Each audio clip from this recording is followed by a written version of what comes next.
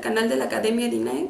Yo soy profesora de la Academia, me llamo Miriam Lidia Delgado Arteaga y en esta ocasión vamos a entrevistar a la doctora María Guadalupe Chapman Ríos en su investigación de tesis doctoral, que es sobre el paradigma tecnoeconómico e institucional en el caso específico de México y Brasil.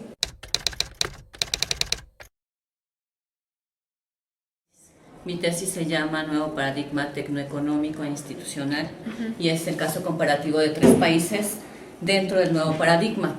Entonces tendría que empezar explicando qué es un paradigma tecnoeconómico. Carlota Pérez es la primera autora que utiliza este término,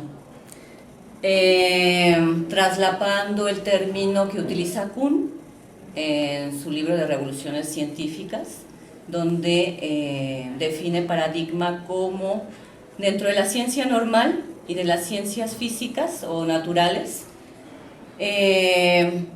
hay un status quo dentro de la ciencia normal de cómo abordar el problema, qué metodología utilizar y qué respuestas dar a ese problema. Periódicamente dentro de la ciencia normal de la comunidad científica, dice Kuhn, hay revoluciones científicas cuando la naturaleza impone tales desafíos que bajo la ciencia normal ya no se puede resolver o dar respuesta a un problema. Entonces entra un nuevo grupo de científicos que bajo otra metodología pueden dar respuesta a esos problemas nuevos que va enfrentando la ciencia. Este grupo nuevo se ve obstaculizado en un principio por la ciencia normal, que se niega a morir, ¿no? Entonces, ese viejo paradigma trata de imponerse sobre lo nuevo. Por lo tanto, el establecimiento de esa revolución científica tarda tiempo.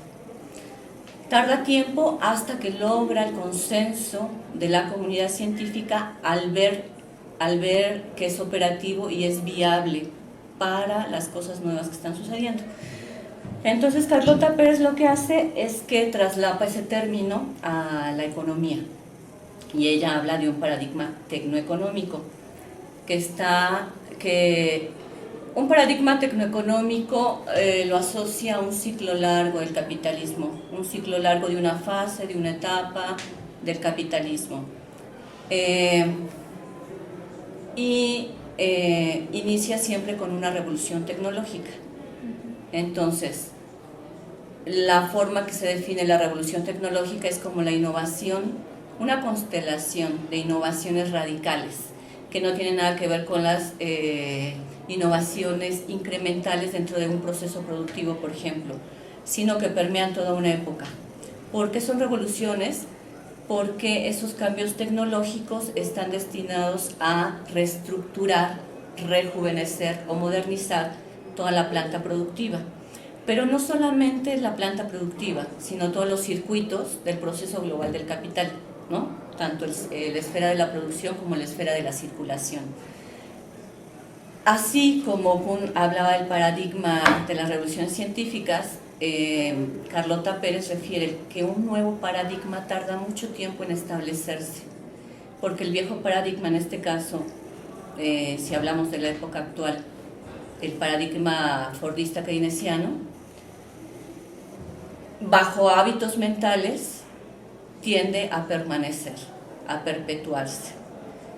Pero la crisis de ese viejo paradigma, generalmente signada por crisis de todo tipo, ¿no? Crisis política, económica, social, está destinado a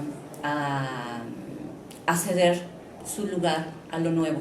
Entonces, dentro de la base económica, la revolución tecnológica, como decía, tiende a rejuvenecer todo el sistema.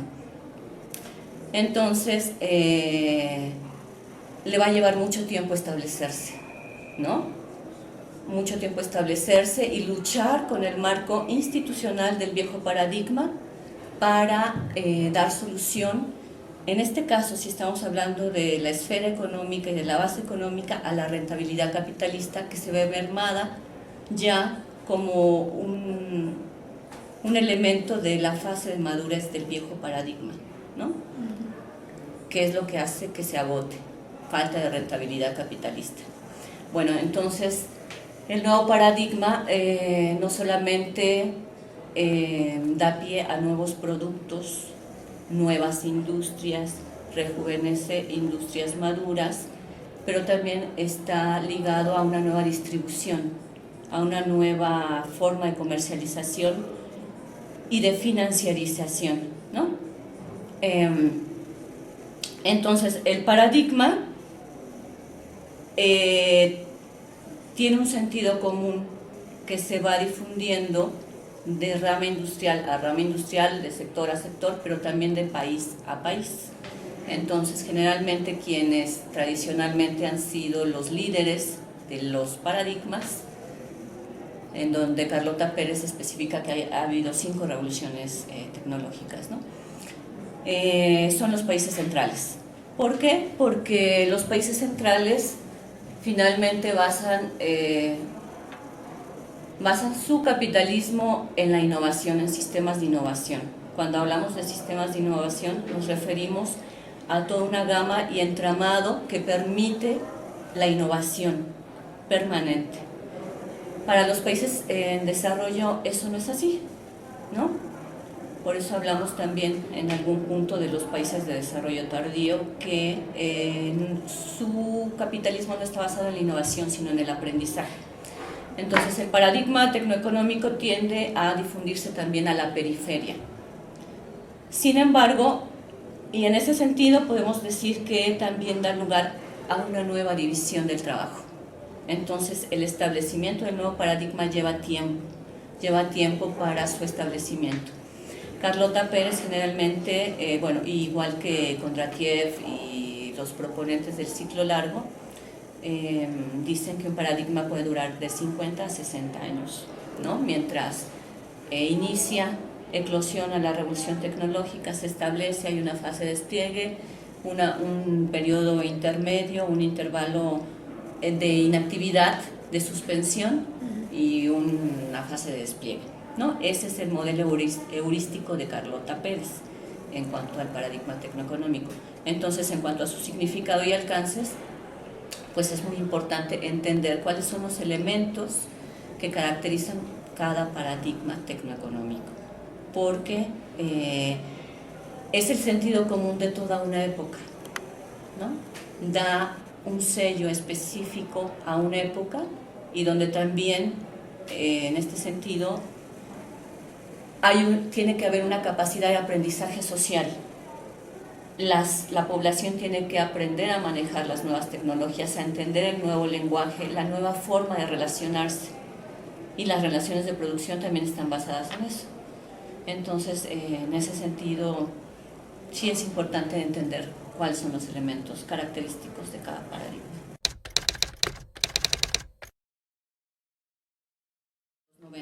¿Cuáles son los elementos característicos de ese nuevo paradigma? Bien, siguiendo ese modelo heurístico de Carlota Pérez, la revolución tecnológica, basada en la informática y las telecomunicaciones. ¿Qué permitió esta nueva revolución tecnológica? Permitió la aceleración de la producción, ¿no? Permitió el establecimiento, el surgimiento de nuevas ramas industriales basadas en este elemento clave que habla Carlota Pérez, que tiene toda revolución tecnológica y que es generalizado y ubicuo, que es el microchip. Entonces, este elemento se dio pauta a la creación de nuevas industrias en torno a la revolución de las telecomunicaciones y la informática. Se crearon las fibras ópticas, los satélites. Bueno, no es que se hayan creado los satélites fueron un elemento importante para transmitir la información. La característica especial de esta revolución es que se pueden almacenar una gran cantidad de datos, tanto escritos como visuales, como auditivos. La comunicación en el 96 fue muy importante para el desarrollo del Internet en el 96, ¿no? Que no tiene tanto. aunado a la revolución de la organización de la producción toyotista, ¿no? En cuanto a la mejora continua, en cuanto a la entrega a tiempo, a la forma de organización específica de la industria del automóvil en Japón. Estos dos elementos revolucionaron totalmente y dieron lugar a un nuevo paradigma tecnoeconómico en la forma de producir.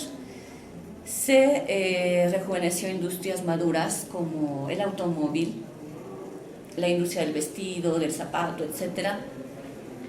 Es ubicua precisamente por eso, porque es capaz de colaborar con todo tipo de industrias. Esta nueva tecnología es compatible, digamos, con todo tipo de industrias. Entonces tenemos lo que propone Edabad y Sergio Ordóñez como un sector electrónico informático que va a proporcionar todos los elementos nuevos a todas las industrias, ¿no? Entonces, bueno, en ese sentido esa es una característica importante. El comercio se revoluciona también, ahora existe el comercio electrónico, los nuevos instrumentos sirvieron mucho para el capital financiero, para hacer transacciones muy rápidas, nuevos instrumentos matemáticos, etcétera, ¿no? Eso es en cuanto a la base técnica, a la base económica, podríamos decir. Otro elemento característico es, como ya decía antes, la nueva organización de la producción, donde diferentes países colaboran juntos o tienen que colaborar juntos en la producción de una mercancía específica. Entonces tenemos países emergentes como los asiáticos que lograron acumular esas capacidades de aprendizaje para insertarse, diría Carlota Pérez, en esta ventana de oportunidad del nuevo paradigma. ¿Qué más? Y bueno, y en el plano institucional, ¿no? El modelo neoliberal como una forma donde este nuevo capital boyante no tuviera obstáculos para la libre circulación ni de mercancías ni de capital. Entonces, en base a estos dos pilares, podríamos decir, se construye el nuevo paradigma.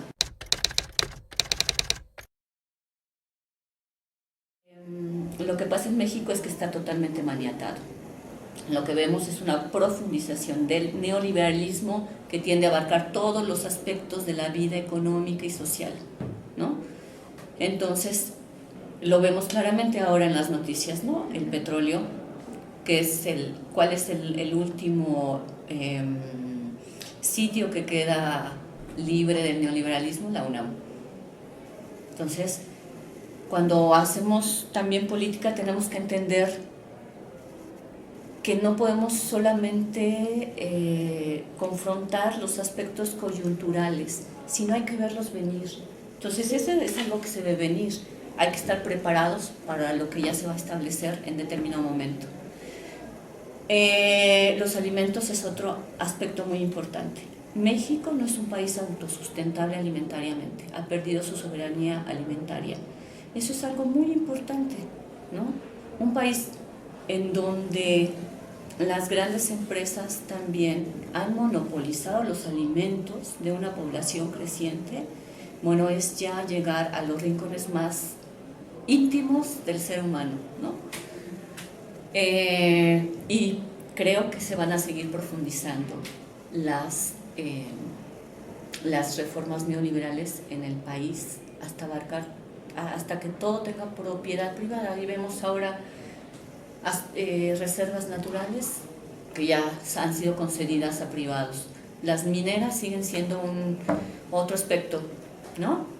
Entonces, la clase política no tiene una visión de desarrollo.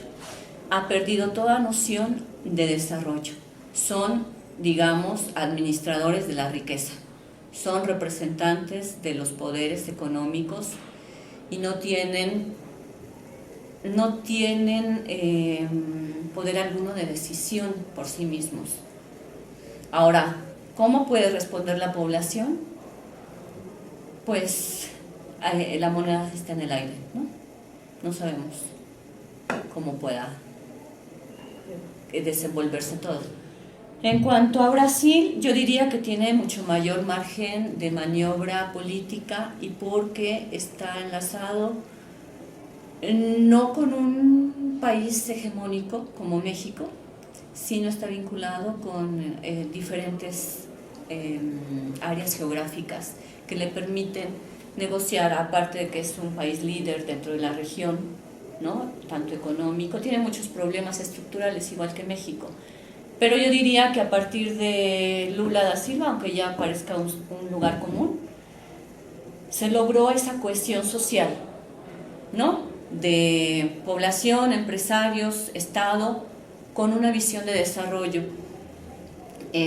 Pero el proceso para Brasil también sigue en curso, no ha madurado. Todo depende de los cambios mundiales, es si va a poder desplegarse como un país emergente potencialmente importante, o puede estancarse también, ¿no? Entonces, eso es lo que tienen nuestros países, que están permanentemente influenciados o impactados por choques externos, pero que el núcleo de visión del desarrollo me parece que está mucho más definido en Brasil que en México.